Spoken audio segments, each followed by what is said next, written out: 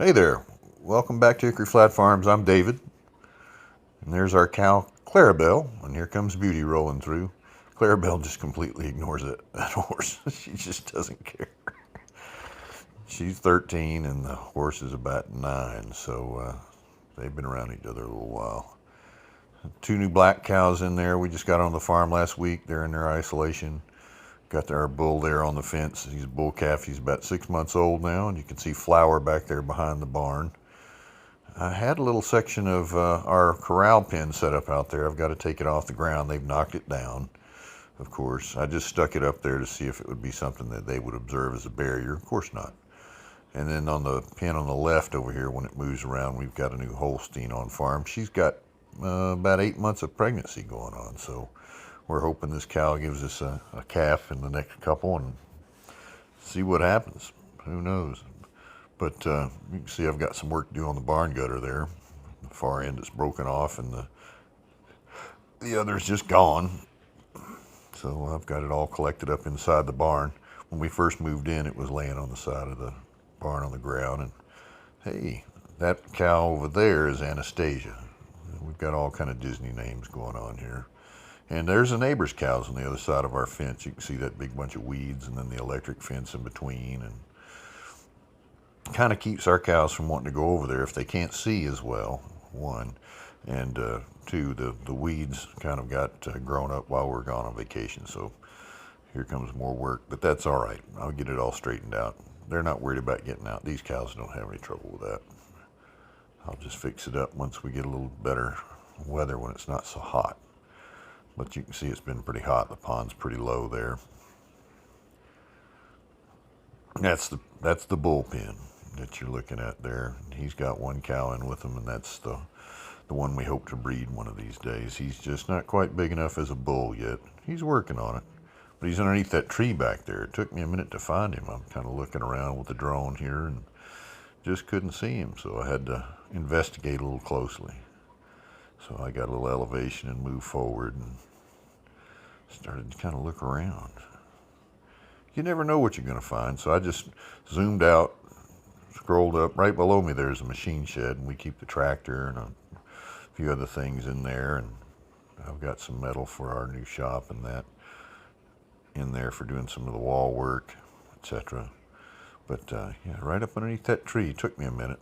Kind of saw something moving and zoomed in there, and we get to see him. But the bull's name is Valentino. He was born on Valentine's Day in 2022. So Valentino he is. He is a native shorthorn bull.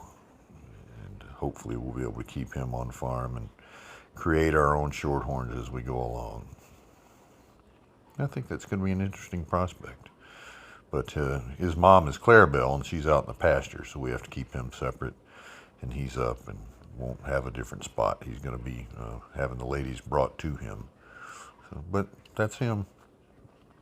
So that's all of the cows except for Drusilla, and she's in the barn with her calf, Donnie, her bull calf, and they'll be out, well, probably in a couple days. They've had some issues with breaking fence, so we're fixing the fence and reinforcing, and then going to let her back out. But I don't think she's long for the farm if she keeps breaking the fence. I'd rather not work on fences all the time. None of the rest of them have trouble with it, so don't break fence, or off you go. I'm just going to take you over and we'll go look at the beehives. So this is moving over. The pumpkin patches are right here. You can kind of see the tall grass that's in and around them, but there's these higher strains and lines here on the ground. They're actually full of pumpkin plants and several different types of pumpkins, about 10 different variations, and there's an orchard there to the right. And we'll fly up and go over the apiary. There's only a couple of hives up here, but they're pretty fun to deal with. We've been learning how to deal with bees this year. I did not split hives. This is my first year of having an apiary. I wanted to make sure that I gave them the maximum opportunity to produce for themselves and maybe get a little bit of honey from them, and not a lot. You can't really the first year. But that's the two hives. I just took some wood that we had left in the barn, and we bought a pontoon boat, and the runners weren't very good shape for hauling a boat, but they don't seem to be having any problem holding up those beehives, but they are a little bit warped, so I'm going to have to do a little bit of change on the orientation of them here. One's a little bit off level there. You can see the boards were warped pretty good. So that's the beehives. And you can see bees on the ledges on the outside of each of these. And there's a couple supers on the left, and there's only one on the right. The one on the right lost the queen early on, and I don't know why. It could have been my fault. Could have been that, we had a swarm out, I believe, while we were gone. We spent a little bit of time away this summer on a camping trip. Came back, and there was about half the bees, and I couldn't find a queen. So I went and bought another queen and requeened the hive on the right there. So there's a black hive, and there's a red hive. Or no, the black hive and blue hive is here. The red hive is still in the barn. I haven't used it yet. So we got black and blue there. Black label on the right, blue label on the left. And that's what we've been dealing with. And I keep them labeled by color systems just by the lid on there so I can track them for my records purposes. It makes things a lot simpler. But I enjoy the bees. My wife and I have been having a good time with it. And we've produced some honey this year, and we'll probably do a little bit more here this weekend.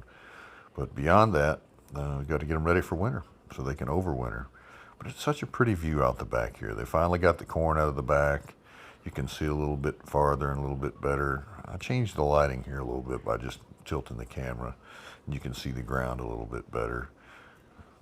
It's not a bad view. We love where we live. The surrounding area is very quiet. And you can see there's one of our closer neighbors across that big field there. And there's a few more off. They're about a 3/4 mile over toward the road there on to the north. The north is to the right in this frame. Now you're looking, of course, due west because the sun's setting. But, well, not due west. It's never exactly in the west at any given time, but for a very short period of time of the year. But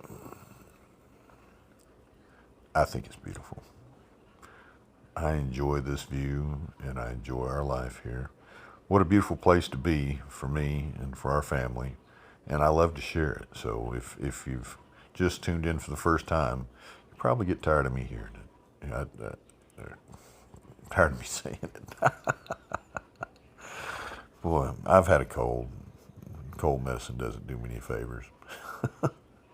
But that's the view kind of around where our farm is. There's our other neighbor back behind us. I guess that's the closest neighbor, Ed and his wife Debbie. Such wonderful people. Very, very good to us. We have a neighboring property, but nobody lives there. They're having a little difficulty with getting water. But we'll see what happens with that. And then we've got Dennis on the right there, good neighbor. And we got concrete from his company to help do our little barn here, and that's what I was going to show you here. I'm bringing the drone forward of the property. We built a new barn out the front, and we're going to put some workstations in there, and I'm going to do my harvest of my honey in there, and I'm going to get it climate controlled so I can store some wine that we're going to produce here on the property because we've got the vineyard going in. And we've got a lean-to store, or lean-to on the building here on the right. You'll see that in a moment. And that lean-to is going to be for a variety of different things. It's going to have, it's going to have my jukebox in it, one. It's going to have power, going to have water, and we're going to have the ability to climate control it so I can keep our meat out there from our cattle production, and it'll have the air conditioning so I can keep the wine out there and keep it in climate control. I may opt to put the wine in the basement instead, but I really would like to have some that are out here so you can see it.